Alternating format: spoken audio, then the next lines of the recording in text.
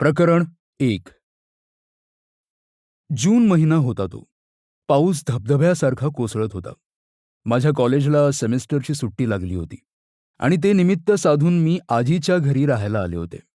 वाटलं 4-8 दिवस आजीच्या हातचं खावं, मुंबई फिरावी, मजा करावी. पण कसलं काय, आजी आजारी पडली. त्यामुळे स्वयंपाकाचं सगळं काम माझ्याकडेच आलं. त्यात बाहेर हा पाऊस कोसळायला सुरुवात झाली. नेहमीप्रमाणे मुंबईतले सगळे रस्ते झाडून पाण्याखाली गेले. त्यामुळे बाहेर कुठे जायचे सगळेच्या सगळे प्लॅन्स रद्द झाले. काल रात्रीपासून तर पाऊस थांबलाच नव्हता. त्यामुळे सकाळी आजीला घेऊन दवाखान्यात जायलाही झालं नाही. पण आजी आमची म्हणजे वॉरियर. तिला आपण आजारी पडलो, म्हातारी झालो हे म्हणवून घ्यायलाच आवडत नाही. मी बरी आहे गं, मला काहीही झालेलं नाही हे तिचं सततचं पालुपद. आणि काही अंशी ते खरंही होतं. वयाच्या 71व्या वर्षीही ती कदाचित माझ्याही पेक्षा जास्त फिट होती. आजोबांचंही तेच. ना बीपी ना शुगर. ते नेहमी म्हणायचे, "आम्ही शेतात राबलेली माणसं आहोत. तुमच्यासारखं एसीच्या ऑफिसात बसून कधी काम केलं नाही. आम्हाला बीपी शुगर वगैरे नाही शिवायचा कधी." त्यांचं म्हणणं बरोबर होतं. पण म्हणून काय आजारी असतानाही घरी बसून राहायचं? आजीला 2 दिवसांपासून चांगलीच सर्दी झाली होती आणि रात्री थोडी कणकणही आली होती. आजोबा तिला कसलं तरी आयुर्वेदिक औषध देत होते, पण त्याचा काही फरक पडला नव्हता. त्यामुळे मी सकाळी दवाखान्यात जाण्याचा आग्रह धरला. पण पावसाने माझ्या आग्रहावर पाणी फिरवलं. "आजी, भात आणि पोळ्या झाल्यात, जरा वेळाने वरण फोडणीला टाकते. मस्त वरण-भात तूप खा. गोळ्या घे आणि झोपून टाक." मी आजीला म्हणाले. सकाळी 11 वाजेपर्यंत माझा जवळपास सगळा स्वयंपाक झाला होता. वातावरण ढगाळ होतं आणि बाहेर पावसाची रिपरिप सुरू होती. माझा सराईत स्वयंपाक पाहून आजी खुश झाली. "बाई गं, गुणाची माझी नात," आजी म्हणाली. "मुंबईत सुट्टी काढून आलीस काय आणि कामाला लागलीस काय?" "असू दे गं," मी म्हणाले. "स्वयंपाक हे काही काम थोडंच आहे. मला आवडतं कुकिंग करायला आणि मी पाहतेय तुझी तब्येत नरम आहे. तेवढीच तुझीही विश्रांती होईल." "आमची काय नेहमी विश्रांतीच असते," आजी म्हणाली. "अशा सर्दी पडशासाठी कामं सोडून विश्रांती कशाला घ्यायची? पण तू ऐकशील तर खरी." तुम्ही काहीही म्हणा. मला हा बदल आवडलाय बरं का." आजोबा पेपरची घडी करत खोलीत आले. "बायकोच्या हातचं खाऊन कंटाळा येतो. तुझ्या निमित्ताने तेवढाच चवीत बदल. 50 वर्ष बायकोनेच खायला घातलंय हे लक्षात असू द्या." आजीने टोला लगावला. "अगं म्हणूनच तर म्हटलं 50 वर्ष एकाच बाईच्या हातचं जेवण खाणं काही सोपी गोष्ट नाही." आजोबा मिश्किलपणे म्हणाले. "एवढंच होतं तर आणायच्या होत्या 4 बायका." आजी फणकाराने म्हणाली. "मला चाललं असतं, पण तू आणू दिलं असतंस." आजोबांनी विचारलं. त्या दोघांचं हे अरेतुरे ऐकून माझ्याच्याने मुळीच हसू रोखलं गेलं नाही. "हसू नकोस. सतत असंच टर उडवत असतात हे माझी." आजी तक्रारीच्या सुरात म्हणाली. "आजोबा, तिची टर उडवू नका बरं. तुम्हाला खायला घालणं बंद करेल ती." "होय बुवा. आणि या वयात दुसरी बाई सुद्धा मिळणार नाही. सॉरी सॉरी, चुकलो." आजोबा म्हणाले. आजीचं आधीच लाल असलेलं नाक रागाने आणखीनच लाल झालं. "बरं मी बाहेर जातो, तुमचं चालू द्या." आजोबा हसत म्हणाले आणि ते बाहेर गेले. "तुम्ही पण मजेदार आहात हं अगदी," मी म्हणाले. "सतत अशीच हमरी-तुमरी चालू असते की काय तुमची?" "हे ग, तू आलीस म्हणून जरा खेळीमेळी. नाहीतर हे सतत पेपर वाचणे किंवा बातम्या बघणे किंवा रेडिओ लावून बसणे एवढंच करतात. आणि मी स्वयंपाकघरात. एवढं बोलणंच कुठं होतं आमचं." "कंटाळा नाही येत मग?" मी विचारलं. "सवय झाली आता," आजी म्हणाली. "एकदा काहीतरी बदल म्हणून तुम्ही पुण्याला का येत नाही?" मी म्हटलं. "आमचा शेअरिंगमध्ये फ्लॅट आहे, पण माझी रूममेट बहुतांशी नसतेच. तुम्ही आलात तर निवांत 4-8 दिवस राहाल." "बघूया बाई. हा पाऊस मेला आधी सरू दे. मग येऊ म्हणे एखाद्या वेळी," आजी म्हणाली. बरं," मी म्हणाले. "शेजारच्या आपटे आजी दिसल्या नाहीत. आधी तर सतत इथे येऊन बसायच्या गप्पा ठोकायला." "अगं तुला ठाऊक नाही का? त्यांना जाऊन वर्ष झालं," आजी म्हणाली. "काय सांगतेस?" मला थोडा धक्काच बसला. "अ, काय झालं त्यांना?" आजी हसली. "अगं, गेल्या म्हणजे तसं गेल्या नव्हे. इथलं घर सोडून दुसरीकडे राहायला गेल्या." ती म्हणाली. "अच्छा." मी क्षणभर घाबरलेच. म्हटलं, "चांगल्या धष्टपुष्ट तर होत्या." मी म्हणाले. "मग आता शेजारचं घर रिकामंच आहे की काय?" "नाही. एक मनुष्य राहायला आलाय की." आजी म्हणाली. "आपट्यांनी त्याला बंगला भाड्याने दिला वाटतं. एकटाच आहे. आई-वडील, बायका-पोरं कोणी नाहीत म्हणे." आश्चर्यच आहे. एकट्याने अख्खा बंगला का भाड्याने घ्यावा? मी म्हणाले. "तेच तर. माझं एक दोनदा बोलणं झालं. जरा एकलकोंडा आणि विचित्रच वाटतो. आजोबा मात्र तो भेटला की त्याच्याशी बऱ्याचदा बोलत असतात." "चांगला माणूस आहे ना बाई? उगाच नको ते उपद्व्याप मागे लागायचे." मी म्हणाले. "काही सांगता यायचं नाही. चेहऱ्यावरून आणि एकूण वर्तणुकीवरून तर थोडा संशयास्पद वाटतो." आजी म्हणाली. "कोण? शेजारचा मोहपात्रा?" आजोबांनी पुन्हा खोलीत एंट्री मारली होती. कदाचित टीव्ही किंवा रेडिओवर काही खास लागलं नसावं. "हां, तोच." आजी म्हणाली. "संशयास्पद काय आहे त्याच्यात? चांगला तर आहे माणूस." आजोबा म्हणाले. "तुला नक्की काय संशयास्पद वाटलं त्याच्या बाबतीत?" मी विचारलं. "संशयास्पद म्हणजे कधीही जातो, कधीही येतो. फार कुणाशी काही बोलत नाही. रात्री अपरात्री कोणी कोणी माणसं येतात वाटतं त्याच्या घरी. नाव सोडून काही सांगत नाही. कुठला आहे, काय करतो, आई-बाप, मुलं-बाळं काही ठाऊक नाही. अगं, तो हे सगळं तुला कशाला सांगायला येईल?" आजोबा म्हणाले. "मी थोडंफार बोललोय त्याच्याशी. मागे एकदा स्क्रूड्रायव्हर मागायला आला होता तेव्हा मी माहिती काढून घेतली. इथे दादरमध्ये दिलीप ससाणे म्हणून आमदार आहेत ना, त्याच्या ऑफिसात काम करतो. मूळचा ओरिसाचा आहे म्हणे. आई वडील तिकडंच कुठेतरी गावी असतात. अविवाहित आहे. नोकरीसाठी गेली 6 वर्ष मुंबईतच आहे." "वा वा आजोबा, तुम्ही तर अगदी इत्थंभूत माहिती काढली आहे की." मी टाळी वाजवत म्हणाले. "मला तर त्याच्यामध्ये काही संशयास्पद वाटत नाही बघ." आजोबा म्हणाले. "मग रात्री अपरात्री कसली ये सुरू असते त्याच्याकडे?" आजीने सवाल केला. "हे काही सभ्य माणसाचं लक्षण नव्हे. आमदाराचा माणूस आहे. त्यांची 24 तास काहीतरी कामं चालू असतातच. पण भीतीचं काही कारण नाही." आजोबा म्हणाले. "तसा रोज सकाळी मला घरून निघताना दिसतो. 2 दिवस काही दिसला नाही खरा. रात्रीचे दिवेही बंद होते." आजी म्हणाली. "कुठं उलटलाय कोण जाणे." किती बारीक लक्ष असतं तुमचं शेजाऱ्या-पाजाऱ्यांवर. खरंच कमाल आहे. मी हसतच उठले. "बरं मी वरण फोडणी टाकायला घेते. उशीर झालाय जेवायला घेऊ." मी स्वयंपाकघरात आले. तिथल्या खिडकीतून शेजारी त्या मोहपात्राचं घर दिसत होतं. दारं-खिडक्या बंद होत्या आणि बंगल्याचं फाटकही लावलेलं होतं. मी खांदे उडवले आणि माझ्या कामात व्यस्त झाले. काही वेळाने मोहपात्राचा विषय माझ्या डोक्यातून निघून गेला. पण तेव्हा मला ठाऊक नव्हतं की हा आजी-आजोबांचा शेजारी एक थरारक रहस्य घेऊन पुन्हा आमच्याकडेच येणार होता. खरं तर मी माझी पूर्ण ओळख ही कथा लिहायला सुरू करण्याआधीच द्यायला हवी होती. पण घटनांच्या ओघात मी वाहून गेले आणि माझ्याबद्दल काही सांगायचं लक्षातच राहिलं नाही. मी गौरी पटवर्धन. माझा जन्म कोल्हापूरचा.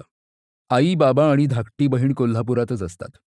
आजकालच्या सायन्स आणि इंजिनिअरिंगच्या जमान्यात मी वेगळी दिशा पकडत आर्ट्सला ॲडमिशन घेतलं आणि जर्नलिझमचा कोर्स जॉइन केला. मला लहानपणापासूनच गणितं आणि विज्ञानाच्या विचित्र प्रयोगांपेक्षा लोकांशी बोलायला, चारचौघात मिसळायला आणि ठिकठिकाणी फिरून माझे अनुभव लिहायला आवडतं.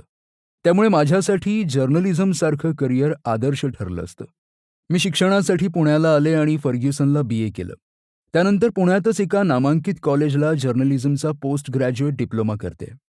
माझ्या भविष्याची दिशा अजून मला निश्चित करता आलेली नाही. कारण जर्नलिझममध्येही बऱ्याच शाखा आहेत. Editing, mass communication, media and reporting, photo journalism वगैरे. पण माझा इंटरेस्ट थोडाफार क्राईम जर्नलिझमकडे आहे. हे ऐकून बहुतांश लोकांच्या भुवया उंचावल्या जातात. कारण क्राईम जर्नलिझम मुलींसाठी नाही, त्यात धोका असतो. वाईट लोकांशी संबंध येतो असं म्हणतात. त्यात काही खोटं नाही म्हणा, पण मला लहानपणापासूनच गुन्हेगारी विश्व आणि गुन्हे अन्वेषण यांच्याबद्दल आकर्षण आहे. मी खूप साऱ्या पोलीस शोधकथा वाचल्या आहेत, टीव्ही शो पाहिले आहेत. त्यामुळेच मला क्राईम जर्नलिझममध्ये करिअर करावं असं वाटतं. पण एखाद्या शाखेचं फक्त आकर्षण वाटणं आणि त्यात आयुष्यभर काम करणं यात खूप फरक आहे. त्यामुळे माझं तसं अजून काही ठरलं नाही. मी लिखाण मात्र आत्तापर्यंत भरपूर केलेलं आहे. भरपूर वाचन करणे आणि डायरी लिहिणे हे लहानपणी माझे आवडते छंद होते. कॉलेजला गेल्यापासून मी वर्तमानपत्रांकडे आणि नियतकालिकांकडे काही काही लेख पाठवले आणि ते छापूनही यायला लागले.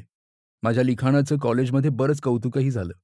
त्यातलं काहीही क्राईम किंवा गुन्हेगारीबद्दल नव्हतं, हे मला प्रांजळपणे कबूल करायलाच हवं. तशा विषयावर लिहिण्याची ही पहिलीच वेळ, तेही इतकं सविस्तर आणि कथा स्वरूपात. पण मी जे लिहितेय ते माझे स्वतःचे अनुभव आहेत. यातल्या सगळ्या घटना अगदी सुरुवातीपासून मी प्रत्यक्ष पाहिलेल्या आहेत. त्यामुळे कदाचित मला हा दीर्घ लेख किंवा कादंबरीच म्हणा, लिहिणं थोडं सोपं जाईल. पण तरीही थोडा मजकूर पुढे-मागे झाला तर वाचक तेवढा समजूतदारपणा दाखवतील अशी माझी अपेक्षा आहे. माझ्याबद्दल आणखी थोडं सांगायचं झालं तर गेली 5 वर्ष माझं वास्तव्य पुण्यातच आहे. कोथरूडमध्ये मी आणि माझ्या आणखी 2 मैत्रिणी फ्लॅट शेअर करून राहतो. मुंबईत माझ्या आईचे आई-वडील म्हणजेच माझे आजी-आजोबा राहतात. त्यांना दोन्ही मुलीच. त्यामुळे माझ्या आईचं आणि मावशीचं लग्न झाल्यापासून घरी ते दोघंच असतात. त्यांचं घर म्हणजे दादरमधल्या शिवाजी पार्कसारख्या गजबजलेल्या, तरीही एका अर्थी शांत अशा भागातला एक प्रशस्त बंगला. या भागात इतर मुंबईसारख्या उंचच उंच इमारती तशा कमी आहेत. इथं तुम्हाला मिळतील जुन्या धाटणीची स्वतंत्र घरं. ज्यांना ऐसपैस आवार आहे, घराच्या बाहेर स्वतंत्र असं तुळशी वृंदावन आहे. आवारात लहान-मोठी झाडं लावलेली आहेत. आजोबांचं घर अशाच पद्धतीचं आहे. शिवाजी पार्क मैदानाच्या भोवतीने एकामागोमाग एक अनेक रस्ते जातात. त्यातल्या डॉक्टर मधुकर राऊत मार्गावर माझ्या आजोबांचं घर आहे. आमच्या आजूबाजूला ओळीने अशीच स्वतंत्र घरं आहेत. माझं कोल्हापूरचं घरही म्हणजे बाबांचं घर असंच एका शांत तरीही गजबजलेल्या भागात आहे. कदाचित हे साम्य आहे म्हणूनच की काय माझी आई मुंबई सोडून कोल्हापूरसारख्या छोट्या शहरात लग्न करून येण्यासाठी तयार झाली असावी. मी आणि माझी धाकटी बहीण श्रावणी आम्ही दोघीही लहानपणी मुंबईला आजीच्या घरी 2-2 महिने सुट्टीला राहायला यायचो. कारण मुंबई असूनही आजीचं घर आम्हाला सुरक्षित आपलंसं वाटायचं. नंतर मी पुण्यात आले आणि ती सुरक्षितता, तो शांतपणा हरवला. कॉलेजमध्ये रूम शेअर करून राहायची सवय लागली. पण त्यामुळे माझं कोल्हापूरच्या घरी किंवा मुंबईला आजीच्या घरी जाण्याचं आकर्षण उलट जास्तच वाढलं. पण गेले काही महिने माझ्यावर अभ्यासाचा भार फारच वाढला होता. त्यामुळे मला कुठंच जाता आलं नाही. माझे काही मित्रमैत्रिणी मुंबईत आहेत. ते कितीतरी दिवस मला बोलावत होते. जूनमध्ये सेमिस्टर संपल्यावर सुट्टी लागली आणि मी निघाले मुंबईला. म्हटलं आजीकडे 4 दिवस राहता येईल आणि शिवाय माझ्या मित्रमैत्रिणींनाही भेटता येईल. पण कसलं काय, इकडे आले आणि जो धो-धो पाऊस सुरू झाला तो थांबायलाच तयार नाही. त्यातच आजी आजारी पडली. त्यामुळे मी कुठेही न जाता घरीच थांबले आणि आजी-आजोबांशी गप्पा मार, स्वयंपाक कर, वेब सीरीज पहा अशा गोष्टीत माझं मन रमवलं. पूर्ण वीकेंड असाच गेला. सोमवार उजाडला तेव्हा पाऊस पडायचा थांबला होता. आकाश ढगाळ होतंच. आज मी माझ्या मित्रमैत्रिणींना भेटायला जायचं असं ठरवलं. पण ते दिवसा शक्य नव्हतं. कारण मला सुट्टी असली तरी इतर सर्वांचं ऑफिस किंवा कॉलेज होतंच. त्यामुळे आम्ही संध्याकाळी भेटण्याचा प्लॅन ठरवला. म्हणजे दिवसभर पुन्हा घरी बसणं आलंच. आता मात्र मला थोडा कंटाळा यायला लागला होता. मी अंघोळ करून केस कोरडे करत होते तेव्हा घराची बेल वाजली. आजोबा अंघोळीला गेले होते आणि आजी पोथी वाचन करत होती. मग मीच दार उघडायला गेले. दारात पोस्टमन उभा होता. त्याने एक लिफाफा माझ्या हातात दिला आणि त्याच्या पोचपावतीवर सही करायला सांगितली. मी सही केली आणि तो लिफाफा घेऊन आत आले. तो लिफाफा म्हणजे नक्की काय आहे ते पाहावं असं तेव्हा माझ्या डोक्यातच आलं नाही. मी माझ्याच तंद्रीत कसला तरी विचार करत होते. मी तो लिफाफा नुसताच हॉलमधल्या टेबलावर ठेवून दिला आणि आरशासमोर जाऊन पुन्हा आपले केस कोरडे करत राहिले. थोड्या वेळाने जेव्हा आजोबा अंघोळ करून आले आणि त्यांनी तो लिफाफा पाहिला, तेव्हा त्यांनी बाहेरून मला हाक मारली. "गौरी, अगं हे काय आलंय? काहीतरी पत्र वगैरे असेल किंवा लाईट बिल असेल." मी आतूनच ओरडले. "हे आपलं नाहीये," आजोबा म्हणाले. "नाव वाचलं नाहीस का तू?" तेव्हा मी माझ्या डोक्यात टपली मारून घेतली. आपलं नाहीये, मी बाहेर येत म्हणाले. नाही, हे काय वरती नाव आहे, उज्ज्वल मोहपात्रा. हे टपाल आपल्या एकलकोंड्या शेजाऱ्याचं आहे. आजोबा म्हणाले. मग हे आपल्याकडे कसं काय आलं? मी गोंधळून विचारलं.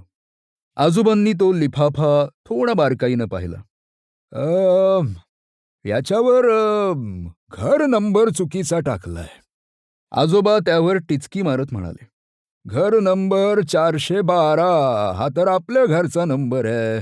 मोहपात्राच्या घरचा नंबर 413 आहे. म्हणजे नाव बरोबर लिहिलंय पण पत्ता चुकीचा टाकलाय, मी म्हणाले. हा, बरोबर. मला सुरुवातीला वाटलं पोस्टमनने घोटाळा केला की काय. आजोबा म्हणाले. हरकत नाही. मी मंदिरात जाणारच आहे. जाताना त्या मोहपात्राला हे देऊन जातो. चालेल, मी म्हणाले. काही वेळात आजोबा आवरून बाहेर पडले आणि मी आजचा दिवस कसा काढावा याचा विचार करू लागले. 5-10 मिनिटं गेली नसतील तेवढ्यात दारापाशी पुन्हा हालचाल दिसली. ते आजोबा होते. "अरेच्चा, एवढ्यात परत आलात?" मी सहजपणे विचारलं. पण जेव्हा त्यांचा चेहरा माझ्या दृष्टीस पडला, तेव्हा मी एकदम चरकले. आजोबा एकदम गडबडून गेले होते. त्यांचा चेहरा पांढरा पडला होता आणि घामाचे थेंब त्यांच्या कपाळावर जमा झाले होते. अंगाला बारीक कंप सुटला होता आणि त्यांच्या हातात मोहपात्राचा तो लिफाफा तसाच होता. मी उठून त्यांच्यापाशी गेले. "आजोबा? आजोबा काय झालं?" मी त्यांचा हात पकडत विचारलं. त्यांनी काही उत्तर दिलं नाही. तुम्ही तुम्ही इथे बसा. पाणी प्या." मी पटकन त्यांना पाण्याचा ग्लास दिला. ते घोटभर पाणी प्यायले. "बरं वाटत नाहीये का तुम्हाला?" मी काळजीपूर्ण आवाजात विचारलं. नाही, तसं तसं काय काही नाही." ते स्वतःला सावरत बोलले. "मग असे घाबरे-घुबरे झाल्यासारखे का दिसताय?" मी विचारलं. त्यांनी उत्तर द्यायला आणखी काही सेकंद घेतले. कदाचित मला सांगावं की नको या संभ्रमात ते असावेत. पण शेवटी ते बोलले. शेजारच्या घरात शेजारच्या घरात मला काहीतरी गडबड दिसते." ते म्हणाले. "गडबड? कसली गडबड?" मी विचारलं. मला वाटतं आपण पोलिसांना फोन करायला हवा." माझ्या प्रश्नाचं उत्तर डावलून ते म्हणाले. "नक्की काय झालंय आजोबा?" माझं हृदय क्षणाक्षणाला वेग पकडत होतं. काय पाहिलं तुम्ही?" "मी मी त्या मोहपात्राच्या घरी हे द्यायला गेलो होतो. त्याचं दार उघडच होतं." आजोबा म्हणाले आणि पुन्हा गप्प झाले. मला तो सस्पेन्स अखेर सहन होईना. मी जाऊन बघू का?" मी म्हटलं. "नाही, नको." आजोबा म्हणाले. "मग नक्की काय झालंय हे मला कसं कळणार? पोलिसांना कशासाठी बोलवायचं हे कळायला तरी हवं." मी म्हणाले. काही वेळ ते तसेच शांत बसले, मग ते जागेवरून उठले. "अ, चल, आपण दोघंही जाऊ." ते म्हणाले. "मला आता ते खरंच दिसलं की भास झाला हे कळत नाहीये. तू म्हणतेच आहेस तर एकदा बघून येऊ." "बरं," मी म्हणाले. मी माझे केस बांधले आणि बाहेर आले. "आजीचं वाचन चालू दे, आत्ताच तिला काही सांगायला नको." आजोबा म्हणाले. या घरचं देवघर बरंच आतमध्ये होतं, त्यामुळे आजीला बाहेर आमचा काय गोंधळ चाललाय हे कळणं शक्य नव्हतं. आम्ही बाहेरून दाराला कडी लावली आणि गेटच्या बाहेर पडलो. मोहपात्राच्या घरचं गेट उघडंच होतं. आजोबा कदाचित येताना तसंच सोडून आले असावेत. आम्ही दोघंही आवाराच्या आत शिरलो. घराची रचना थोडीफार आमच्या घरासारखीच होती. तळमजला, त्याच्या वरती एक मजला आणि सर्वात वरती गच्ची. आवाराच्या आतून झाडांची ओळीने लागवड केली होती. मोकळ्या जागेत एक मोपेड उभी केली होती. त्याच्याच शेजारी एक जुनी दिसणारी चारचाकी गाडीही होती. समोर पोर्च होता आणि त्यामागे दरवाजा होता. दोन्ही उघडेच होते. आम्ही दरवाजाच्या आत शिरलो. माझी छाती धडधडायला लागली. "तो मोहपात्रा घरी आहे का? तुम्ही हाक मारून पाहिली?" मी विचारलं. "हो, मी हाक मारली, पण कोणी उत्तर दिलं नाही." आजोबा म्हणाले. "पण दरवाजा मात्र उघडाच आहे." बाहेर दिवस असला तरी घराच्या आतमध्ये अंधार होता. वातावरण ढगाळ आणि त्यात घर सर्व बाजूंनी झाडांनी वेढलेलं असल्यामुळे प्रकाश आत पोहोचतच नव्हता. मी फार आत न जाता जोराने हाक मारली. "हॅलो? कोणी आहे का?" काहीच प्रत्युत्तर आलं नाही. "मी हाका मारून पाहिल्या घरात कोणी नाहीये," आजोबा म्हणाले. "पण अं, ते बघ तिथे." त्यांनी समोर बोट दाखवलं. ते बघून आजोबांना इतकी कशाची भीती वाटली ते मला क्षणात स्पष्ट झालं. दारातून घराचा हॉल दिसत होता. हॉलमधल्या सामानाची कोणीतरी उचकाउचक केली होती. सर्व काही अस्ताव्यस्त पडलं होतं. अगदी टीव्ही सुद्धा जमिनीवर पडून जवळपास फुटलाच होता. जशी जशी नजर अंधाराला सरावेल तसतसं आतलं दृश्य आणखी स्पष्ट होत गेलं. भिंतीवरच्या फ्रेम्स खाली पडल्या होत्या. बुकशेल्फमधली पुस्तकं इतस्ततः पसरली होती. आणखी एक गोष्ट माझ्या नजरेस पडली जी बघून माझ्या काळजाचा ठोकाच चुकला. समोर पांढऱ्या फरशीवर लालसर रंगाचं काहीतरी पडलं होतं. मी थोडं बाजूला झाले आणि दारातून उजेड येऊ दिला. काळजीपूर्वक पाहता माझी खात्री पटली. तिथे जमिनीवर सुकलेल्या रक्ताचं हारोळं पसरलं होतं.